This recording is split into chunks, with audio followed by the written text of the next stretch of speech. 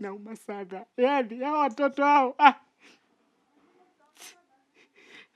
ila nikumshukuru Mungu, alhamdulillah. Majina naitwa Maimuna Ramadhani. Jana nilipata taarifa hizo kwenye saa 6 hivi. Kupigiwa simu, nilipigiwa na kijana wangu mjukuu.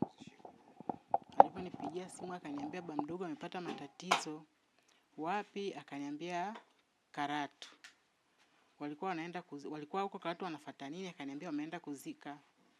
Baada ya kwenda kuzika walipotea.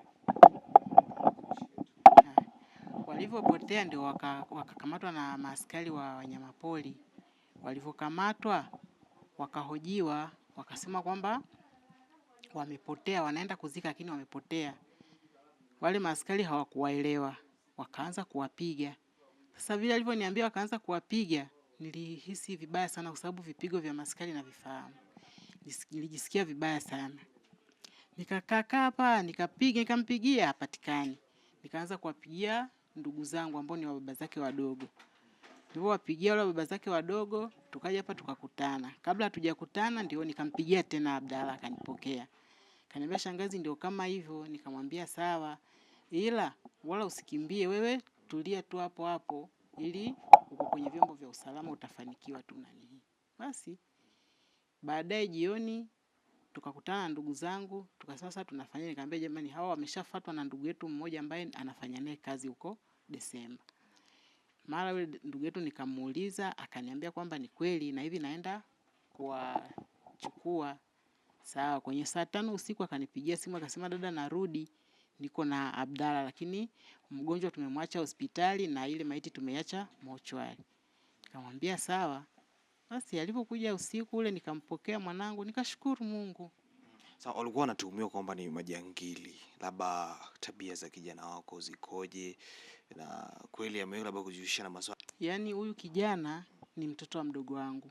Anatoka Tanga huko.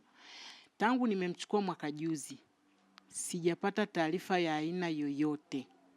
Yaani hata kugombana na wenzake mtaani.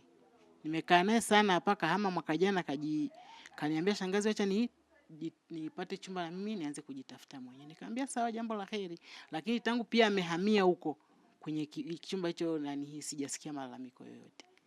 Maaskari kama askari wanatulinda, hatukatai, lakini endapo mtu amekufuata kwa usalama, hebu jaribu kumsikiliza.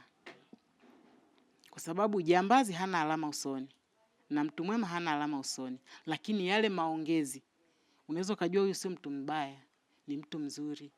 Kwa hiyo vile walivyowaambia toeni faini, wangewaachia pale pale kwamba toeni faini. Wale walishapigia wenzao kwamba jamii sisi tumepotea na hapa tuko hivi, wale wenzao wangekubali, wangekuja kuwakomboa. Hata mimi mwenyewe hapa ningeambiwa hivyo ningemtumia mwanangu hela. Lakini sasa wale jukumu la kuwapiga kweli inauma sana. Nauma sana. Yaani hao watoto hao ila nikumshukuru Mungu, alhamdulillah. Kama wao hawana watoto halitawakuta.